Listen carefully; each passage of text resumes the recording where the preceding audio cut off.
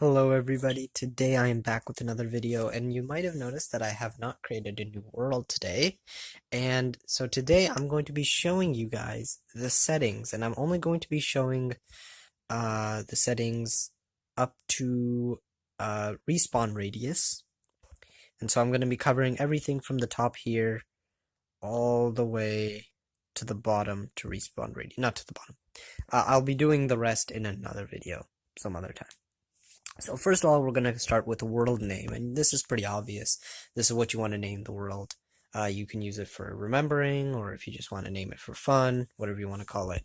We can call it new game. Pretty boring, pretty standard.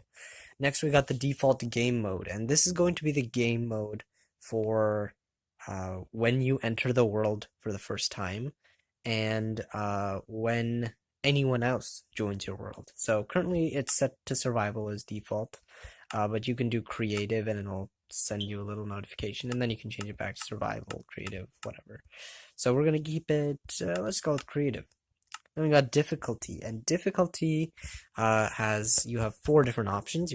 Many of you might know about this. So you have normal, which is pretty normal, pretty standard.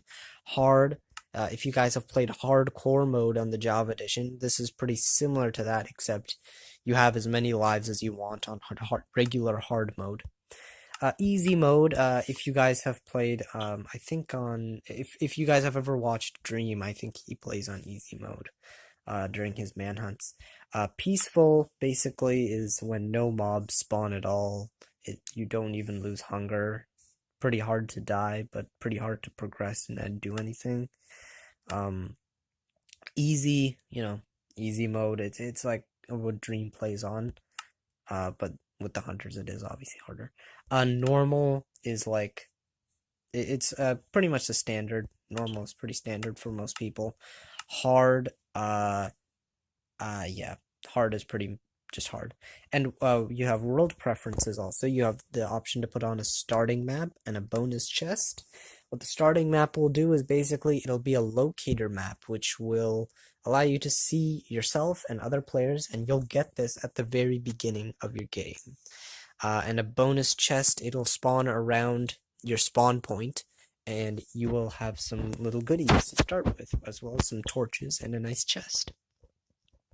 And so the player permission, this is a sort of it is a setting that you can set, and most default is members.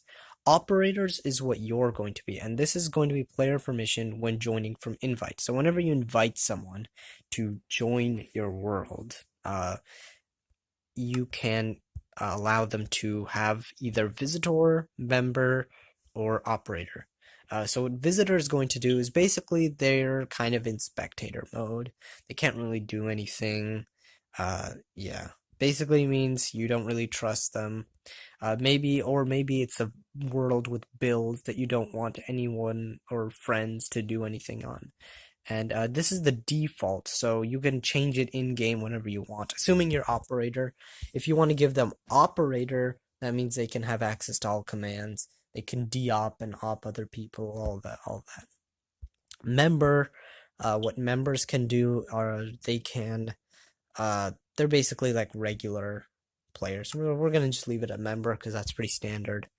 Then we have world type, and some of you may not know what all of these world types are, especially if you're coming from the Java edition. So infinite is the standard one. This is regular world generation.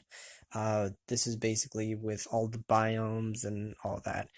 Bedrock edition, in the Java edition, obviously it's a bit more complicated. There are many more features to your world generation that you can add, but infinite, flat, and old are going to be pretty standard for the Bedrock edition, and those are the only choices. So you have infinite. We also have flat, and what flat is basically just a flat world. If you've ever played on a creative flat world, that's it. Also, one thing to note is that, let's say if I'm in survival and I want to have a flat world, it'll instantly change it to creative, because if you guys don't know, you can't survive, you can't do anything if you're in survival and a flat world. So it'll change it to creative instantly. Then we have old, and what old is for those of you who maybe don't know about Pocket Edition in the old days. Basically, old worlds are a 256 by 256 block world. So 16 chunks in total in a 4 by 4. Sorry, there's 16 by 16 chunk world, and that world is uh, small, obviously, and this is how the worlds used to generate. This was the only type of generation in old Pocket Edition, and Pocket Edition is the original version of the Bedrock Edition as well. Now, I mean, obviously now there's Windows 10, Nintendo Switch, PS4, whatever. So old is kind of the old way, and they keep it there so you can still play on it and kind of reminisce on the old days. Seed, you guys probably know what this is, especially if you're a speedrunner. Usually you would set this to random, but you can actually type in whatever you want here. You can write in some stuff like that, just random letters. Or you can tap this little thing on the side, and you can see some default seeds that Mojang has actually picked out for you. One you can see like Spooky Mansion, and obviously like these things will be nearby spawn. So the idea is you won't need to travel far for these sort of things. We'll close out of it. And next we have the simulation distance. And what simulation distance is basically how far will you see entities and changes to blocks and entities. So this is different from render distance in that render distance just is how many chunks you can see. Simulation distance, however, is how far is it that I can see something move. Like if, for example, if there's a player that was 7 chunks away, currently you can see my simulation distance is 6 chunks. I would not be able to see that player at all if he was 7 chunks away. But if he was, say, 4 chunks away, I would be able to see him move. And 6 chunks is the default. I don't know why it's 6 chunks, but there you go. Next on to world options, and then we'll get onto respawn radius, and we'll finish this video. So friendly fire is basically like, is PvP on or off? And if PvP is on, you can fight. PvP off means friendly fire is on. So friendly fire is PvP on. Sorry, friendly fire means PvP on. And PvP off means friendly fire off. So those things are the same. Basically, if you've ever turned off PvP, you've turned off friendly fire. Next, we have show coordinates. And basically, for those of you who play on the Java edition, you can press like F3, I think, and you can just see your coordinates on there. That doesn't work on the Bedrock edition, and you need to actually set it so you can actually see what your coordinates are. And you do it by this setting right here, and you can just tap on that. Fire spreads, basically, fire can spread on wood and wool and all that.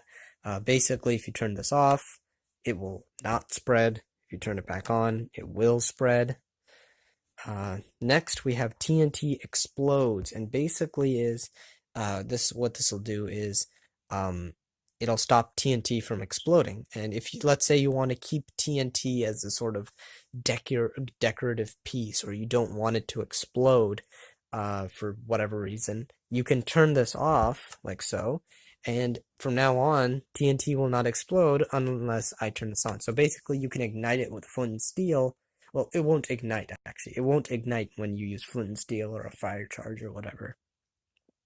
Then we have mob loot. And mob loot is kind of interesting.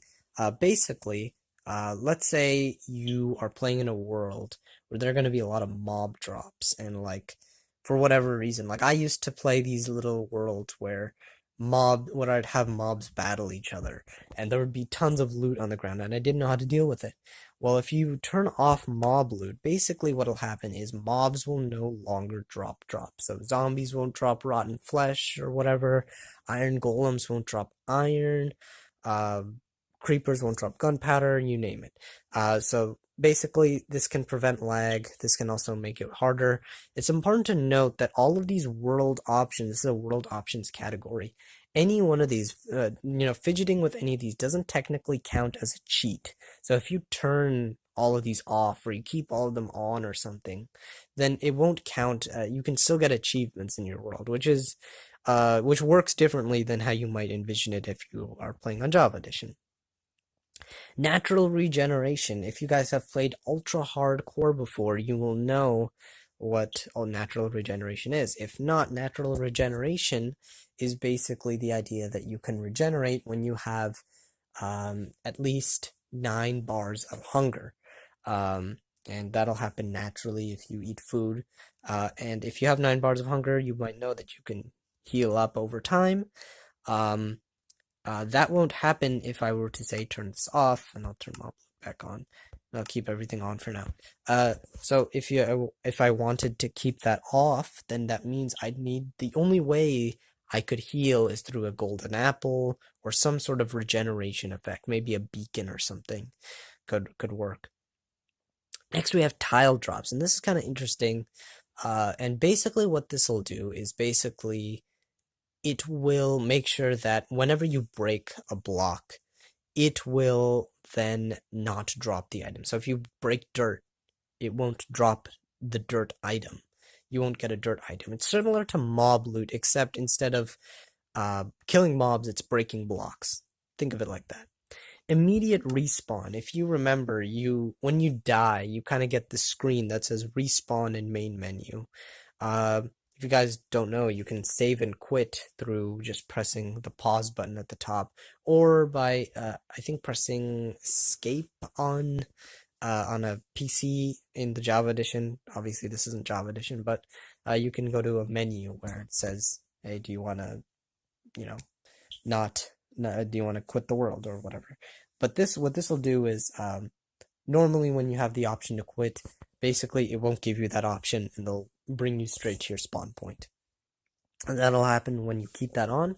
Respawn radius, basically you have your spawn coordinates, and basically what this will do is this will give you a radius of 5 blocks on either side. So in a sort of 10 by 10 square, you can spawn anywhere in that sort of 10 by 10 square with your spawn point as its center. That's what respawn radius will do, and I can change the number here, let's say to 3. Now it'll be a 6 by 6 radius, a 6 by 6 square, sorry. Or maybe a circle, I'm actually not entirely sure. In Minecraft there aren't circles. If I did 1, and the reason this might be useful is maybe like you have very tightly packed sort of area. You can change this to however you want. So that's all I'm going to cover for this part, guys. If you guys do like this, I may finish the rest of it and cover the cheats and the experimental gameplay and this random tick speed and all of this. And maybe I'll even cover some of these other things right here. But anyways, guys, that is where I'm going to leave this video. I hope you did enjoy. If you did, please leave a like and subscribe. And yeah, that is going to be it for this video. And if you do want to see more of this,